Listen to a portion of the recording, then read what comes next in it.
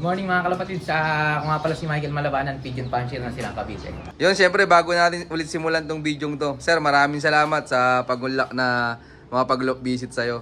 Yan sir, pwedeng may pasyal mo kami sa loop mo. Sige, tara, kaya tayo. Yun, tara, samahan nyo kami. Let's go. Bali ito yung pinapatayo kong bahay. Yung dalawang palapag siya kasi naisip ko for future, lagyan ko pa ng panibagong loop sa taas. Ayos, ang ganda nito mga Ayun kalapatids. yung loop ko. Ito yung loop nyo. Ang ganda din, ang angas. Nasa taas na oh. Ito mga kalapatids, nandito tayo sa kanyang Flyers loop. Bali, ano to sir? Yung south ko wala pa. Reading pa lang ako. Okay. Late ako eh. Pero ito, lahat to, pang north. Ang dami mga kalapatids. Ang ganda ng location nyo. Kabangan ng south, saan nalusot yung ibon mo sir? Pagka malapit pa lang, dito. Dito. Pero pagka parting Bicol na, dito sila galing. Dito na. Yan. Sir, pasilip nga nung loob nung loop mo. Ito sir, sariling design mo na? Tapos ako din gumawa. Oo, ayos oh. Nagwe-welding pala si sir. All around. All around tayo. Yan yung nararating lang. Galing Tarlac. Ito. Sa BBC sir. Oo. First lap ng fan race. Clock naman lahat sir. Lahat lap. Ayos oh. Actually, showbird pa nga tayo ngayon eh. Pumasok tayo sa top 9. Ayos oh. Congrats kay sir. Here. No, ito sticker. Congrats kay sir. Top 9. Ito, pang norte niya oh. Ang ganda ng pagkaka-design ni Sir Michael oh. Anong mga bloodline hawak mo pala Sir Michael? Direct tayo. Sa idol natin kay Sir Roald Hans Makatangay. Jonathan Claveria. Tapos Richie Alan De Leon. Nelson Chua. Tapos Richard Caparas. Ayos, matitibay pa lang hawak na bloodline dito ni Sir Michael. Pero yung nanalo mong ibon sir, anong bloodline? Bloodline niya ay pure Alphonse ni Sir Nelson Chua at pure Tanga ni Jonathan Claveria. Ayos, pinagparis niya. Sir, nasan yung ibon mo nag-champion? Andito. Nandito pala oh. Ang ginawa dito sa loop mo sir, ano? Kasi dinisign ko talaga siya ng isame, may ilaw, may mga ventilation. Tingnan mo mga kalapatids, ang ginawa dito, ang sarap, nakakaantok. Ito nga pala yung ibong kong nanalo sa BBC. BBC Cavite Laguna. Velvet siya. Ito mga kalapatids oh. Yung ibon na to ay process ng ibon ni Sir Nelson Chua, direct acquired. Tsaka ni Sir Jonathan Claveria, yung tinatawag na Tangalay. Ito mga kalapatids so. Anong mga nakakot tong ibon na to sir? Super set partaker, second overall open category, 3 laps, 2 laps, 1 laps partaker. Yun sa pairing ng magulang nan, unang subok mo lang? Bali, unang anak to. Unang anak to. Kasi tatlo siyang magkakapatid nilipad ko. So, yung isa lang ang nawala. Yung isa, bali, nahuli siguro kasi late na umuwi sa akin eh. Hindi ko na ikinarga. Kasi nagkabulutong na siya. Ayos. Pero kamusta yan sir, nung kinakarera mo simula nung first lap derby? Hindi naman siya sobrang bilis. Katamtaman lang yung speed niya. Ang kagandahan mo lang, nung nagkalbayo, pang 10 siya. Actually, dalawa tong live ko ng bago ako nagkarga ng Tacloban. Bali nung kalbayo, lap champion ako pero hindi ito yung ibon. Ito ay pang 10. Nakuha ko yung lap champion, nakuha ko pa din yung pang 10 ng kalbayo. Ayos, dalawang ibon mo pasok sa top 10 ano? Kasi yung katawan, hindi lang siya kasali sa patibayan. Kasi, di ba, sabi nga ni Jonathan Claveria, takot daw tumawid ng dagat, yung ibon niya. Tapos yung kay Sir Nelson naman, ewan ko kung nagkakamali ako. Kasi yung Alphonse, ang alam ko, Speedbird. Kaya, syempre yung patibayan, last lap yun eh. So hindi ko siya in-entry, siya lang yung hindi ko in-entry, siya pa yung tumapos. Bukod tangi, hindi mo pala in-entry yan. Ito yung bukod tangi na hindi ko in-entry. Kasi nag-focus ako dun sa mga may history na tumatawid. Yun nga yung nag-lap champion ng Calbayog. Yun nga lang, ang problema noon, pag uwi niya ng Calbayog, siguro nakainom sa palayan.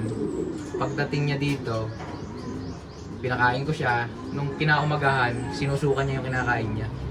So, linggo yun. Hanggang Webes, suka siya ng suka. Nung pa lang siya gumaling, Webes, kargahan na namin ng Miyerkules. So, madaling salita, napagaling ko yung ibon. Pero, yun nga, galing sa sakit. Kaya siguro, hindi niya kinaya yung malayong liparan. Yung sana yung talagang pang second overall na yon nung Calbayog. Ito, pang ano tong Calbayog to pang 22. Pang 122 to Kaya ang tawag ko dito si overtake. Kasi matnog pang 122 siya. Nung nagkalbayog, pang 22. Nung nagtakloban, daybird siya, pang second. Oo, daybird pala to mga kalapatids. Anong ginawa mong preparation bago ikarga nung Tacloban? Ganun lang, paulit-ulit lang din yung ginagawa ko na routine. Na mahirap kasi tatrabaho ako. Pag tanghali, nauwi pa talaga ako para lang mag-force fly. Oo, yun no. Saan ka nagtatrabaho, sir? Yun na, yung village na nakikita mo dyan sa tapat. Ah, Yung dinaanan mo, yung malaking village. Yung dinaanan mo sa ilalim ng tulay. Yun. talagang umuwi kayo, sir, para Oo, maparonda sila para ng... maparonda kasi hinihit ko yung 30 minutes na nalipad siya ng sobrang init. Yun yung ginawa kong preparation sa kanila. Ah, ikaw dito, sir, kada magpa-low fly, ang pinakang minimum nila 30 minutes. 30 minutes. Kasi ginawa ko siya sa North. Kasi 2 season pa lang naman yung BBC dito sa amin eh. So yung North, nag-umpisa ako ng karera ng North, ng Derby. Nag-entry ako ng 3. So bali hanggang natapos yung karera ng Santa Ana, yung 3 ibon nandyan. Yung isa clacker ng Santa Ana. Nabutas lang siya ng Ilagan pero yung Apare tsaka Santa Ana, kalak siya. Sayang, super set sana siya eh. Kaya ano lang yun, 20 minutes lang ginagawa ko sa North na force fly. Kaya lang sabi ko, South to, kailangan siguro mas matagal. Kasi mas malayo yung South eh. Kaya ginawa ko siyang 30 minutes. Kasi yung 1 hour, ang hirap eh, hindi kaya. Sa experience ko, hindi ko kaya yung 1 hour na force fly. Nung umuwi siya, parang hindi siya galing karera kasi naka-video siya sa amin, namamarako pa. Ano naman kasi, simula nung first lap, laging ganun siya. Parang hindi siya nakakaramdam ng stress. Tapos kinabukasan, maganda na agad yung ipot niya. Oo, yun no, talagang malakas na ibon. Malakas na ibon kasi hindi mo siya makikitaan ng basang ipot. Kagaya nito, oh, dito mo siya inabutan. Oh. Dito. Yan na talaga yung ipot niya. Ito, mga kalapatids, so. Ay, camera. Ito, mga kalapatids, kita naman eh. Mga bunga, oh. Hindi, gaano ka kasaya, sir, nung dumating yan, nung galing Tacloban? Siyempre, sobrang saya kasi as newbie, first time ko makapagpauwi ng Tacloban eh. Tsaka, sinabi ko sa sarili ko noon, kaya ko siguro. Kasi yung hawak ko namang bloodline, kahit papano, yung history niya, maganda. So, ginawa ko naman yung part ko, sinipagan ko, kahit talaga medyo mainit, ipapahinga ko na lang, uwi ako dito para magpa-low fly. Tapos yung preparation ko sa kanila, yung monitoring ko sa kanila, nagpakabit pa nga ako CCTV para kahit nasa trabaho ako, na-monitor ko yung galaw nila. So, yun, sobrang saya kasi first time eh, as newbie. Tapos ang pinakamaganda niyan, BBC kasi. Number 1. Para sa akin na, isa sa mahirap manalo sa BBC. Kasi nandyan lahat yung magagaling. Yan, congrats kay Sir Michael. Pero ikaw ba dito, sir, anong diskarte mo dito sa loop mo kapag derby na? Pag derby na, siyempre, doon ako talagang araw-araw ako nagpapalit ng dyaryo. Monitor talaga, kaya nakakulong talaga yung lahat ng panlaban ko. Para pagdating ng umaga, alam ko yung droppings nila, tapos nahihipo ko yung bitchin nila. So alam ko, kung may sakit sila, alam ko agad ko na ibibigay ko na gamot. Yun yung ginagawa kong preparation. Tapos umaga, low fly, tanghali, hapon. Parang ginaya ko lang din yung sinasabi ni Sir Rowal. Kasi tagal yung usap namin. Na kailangan yung ibon mo, sanay lumipad ng umaga, tanghali, tapos hapon. Yun, parang actually wala tayong mentor eh, pero sa dami ng mga napanood ko na magagaling na fancier, kumuha lang ako sa kanila ng yung alam kong angkop sa akin, pinagsama-sama ko. Halos lahat yata ng binalag mo eh, pinanood ko yan eh. Solid na supporters pala natin to, mga kalapatid, si Sir Michael. Kasi marami ako natutunan kasi kay Enzo Roquillo, meron ako natutunan doon, kay Sir Rowal, kay Jonathan. Basta halos lahat ng mga napapanood sa vlog, kung alam kong makakatulong sa akin, kinikip ko yun. Yun. Pero maraming salamat, Sir Michael, sa suporta sa aking vlog. Pero ikaw dito, sir, sa loop mo, anong mga madalas mong magamit na supplements pag derby na? Ano lang ako eh, kasi nagpo-focus ako sa breathing. So maniwala kayo sa hindi, halos araw-araw ako malunggay po pag breathing. Tapos, yun, grits. Tapos may sarili din ako timpla ng patok. Hindi ako yung bibilin lang tapos papakain na. May sarili talaga akong mix. Pinag-aralan ko din yung kung ano yung inilalaho. Dadagdag ng sap, Nagdadagdag ng mais, yung gano'n. Pero breeder mix lang ako. Hindi na ako nagpapalit-palit. Basta pag bumili ako ng patuka na isang sako, may katumbas na kung ilang kilo yun. Pero ikaw sir, sa kapag derby na, anong mga madalas mong magamit na supplements? Ganito yan, pagdating ng ibon, arrival, linggo. So darating ang ibon, siyempre yung iba, pinapainom na agad nila. Sa akin hindi. Siguro mga 30 minutes. After 30 minutes, saka pa lang ako magbibigay ng electrolytes. Yung electrolytes kong gamit, Exilite. Yung powder na nabibili sa mga poultry supply. So, pagkainom nila, siguro mga 1 hour, tsaka ako sila bibigyan ng pagkain. Yung pagkain nila, kung ano yung kinakain nila, araw-araw yun. Hindi ako nag-ano ng sneaky. Para sa akin ha, hindi ko inaano na yung iba na ano. Para sa akin kasi yun yung naging routine ko. Tapos, sa hapon, ang ginagawa ko niyan, linggo pa lang, alam kong malakas yung ibon, flashing na agad ako. So, yung bawang, ginagawa ko yung maliit, ginagayat ko.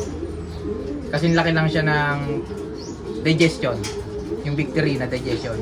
2 piraso nun. Sinusubo ko kasabay, kasunod nun yung digestion. Tapos pinapatakan ko ng pinik sa ilong. Isa sa ilong, isa sa bibig. Yun yung ginagawa ko. Kinaumagahan, umagang-umaga, yun yung preparation ko ha. Pagdating, kinaumagahan, isang patak ulit ng Phoenix. Pero wala na sa ilong, sa bunganga na lang. Tapos, ang painom ko sila sa kanila sa umaga, apple cider. So, Lunes yun. Sa hapon, basta yung victory ko, umaga at hapon yan pag derby. 1 linggo. Tapos sa hapon ng Lunes, plain water na ako. So Martes, probiotics ako. Probiotics ang ginagamit kong probiotics. Hindi sponsor to ha, yung ano, Gastipro. Yun yung ginagamit kong probiotics. So yun, kagaya ng ginagawa nila, babinder sa patuka. So may sarili din akong mix ng powder. Kumbaga iba-ibang brands siya na pinagsama-sama ko. Sariling timpla ko ba. Tapos sa hapon, plain water. Tapos Miyerkules, sundot ako ng electrolytes. Umaga. Tapos, umpisa na rin ako ng Doply nun. Kasi bali yung Lunes, Martes, pahinga. Yung Miyerkules, doon na ako mag-uumpisa ng training. Hanggang Miyerkules, Huwebes, Linggo ng umaga, Biyernes ng umaga, low fly na lang sila. Sariling low fly na lang, hindi na force fly yon.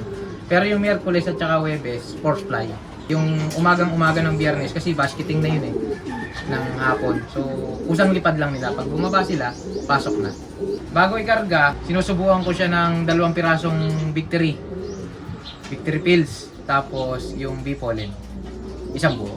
Yun lang yung ginagamit ko. Hindi ako gumagamit ng Supra kapag maaraw. Gumagamit lang ako ng Supra pagka smash. Inaano ko na lang yung weather kung smash ba o hindi. Para alam ko kung magsusubo ako ng Supra. Pero nagamit din ako nun, pagka nga lang tag-ulan. Yun, maraming salamat po, Sir Michael. Ayan sir, tingin mo gaano kasaya sa pagkakalapati? Sobrang saya kasi nakakatanggal ng stress. Pero at the same time, nakaka-stress din minsan eh. Pagka may sakit na yung ibon mo, di mo na alam gagawin. Tapos oras na ng karera. Pero masaya kasi kumbaga, di na ako gumagala. Dito na lang ako sa bahay eh. Umaga, tanghali, hapon. Siyempre yung mga magulang ko, hindi na nag-aalala kung saan ako pumupunta. Alam niya, pag wala ako sa loob ng bahay, nandito lang ako. Saya, sobrang saya. Muli, ako nga pala si Michael Malabanan, Pigeon Puncher na silang Cavite. I love this game. Yun, maraming salamat sa patuloy suporta mga kalapatid. Siyempre maraming salamat din kay Sir Michael yan sa pag-unlock na makapag-lock visit tayo sa kanila. Sir, baka pala may mga gusto kang shoutout dyan.